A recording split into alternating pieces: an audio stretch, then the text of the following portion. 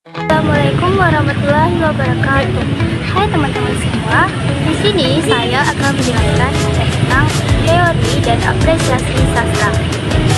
Sebelum kita memulai, izinkan saya untuk memperkenalkan diri. Saya Siti Humaira, dan di sini saya akan menjelaskan tentang pengertian sastra, hakikat sastra, jenis-jenis sastra, pendekatan sastra, dan manfaatnya. Yang pertama, kita akan menjelaskan tentang sastra. Sastra berasal dari bahasa Sanskerta yang terdiri dari dua kata, sas dan tra. Sas artinya pengarahan, pengajaran, dan memberi petunjuk, sedangkan tra artinya alat dan sarana.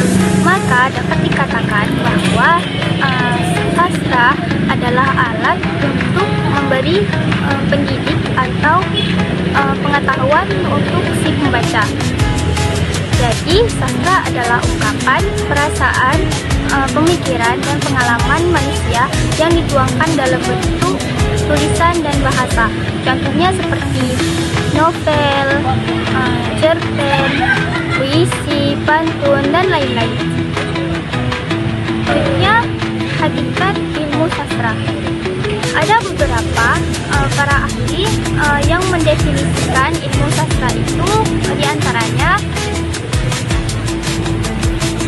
Jadi, ilmu sastra itu menurut para ahli adalah sastra ilmu yang melakukan penyelidikan, penelitian secara sistematis dan logis terhadap karya sastra. Selanjutnya, jenis-jenis sastra. Ada tiga. Satu, prosa. Prosa berupa contohnya seperti novel, cerpen, dan lain-lain. Puisi biasanya penyampaiannya seperti menggunakan bahasa yang padat, jelas, dan indah. Dan yang ketiga, drama. Drama biasanya penyampaiannya melalui dialog yang akan dipentaskan yang ditunjukkan di atas pentas. Manfaat sastra. Satu, manfaat edukatif yang memberikan pengajaran, nilai-nilai moral, kehidupan, dan pengetahuan.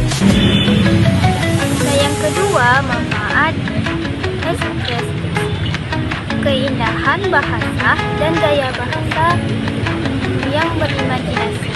Contohnya seakan-akan kita bisa menghayal kejadian-kejadian dalam novel.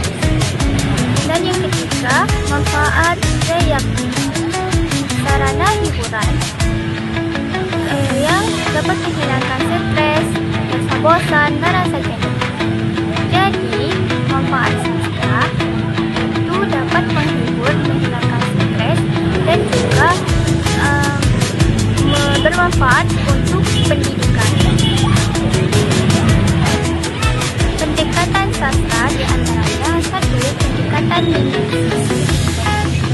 Sastra sebagai cerminan di kehidupan nyata, di mana si pengarang mengambil ide dari peristiwa suatu karya sastra melalui dunia nyata.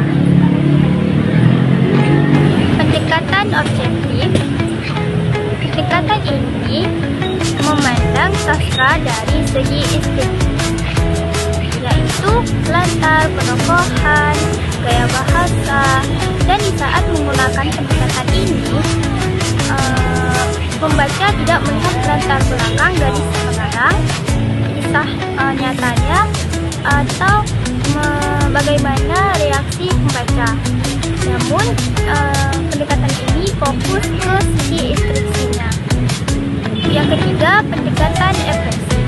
Pendekatan ini berfokus pada si penulis yang melihat ekspresi atau ungkapan dari si pengarang. Dan yang terakhir, pendekatan pragmatis yang memberi perhatian utama kepada pembaca. Maksud dari pendekatan ini adalah memberi reaksi kepada si pembaca. Pembaca tidak akan bertanya apa yang dimaksud si penulis, melainkan pembaca bertanya apa yang kamu rasakan setelah membaca membaca karya ini.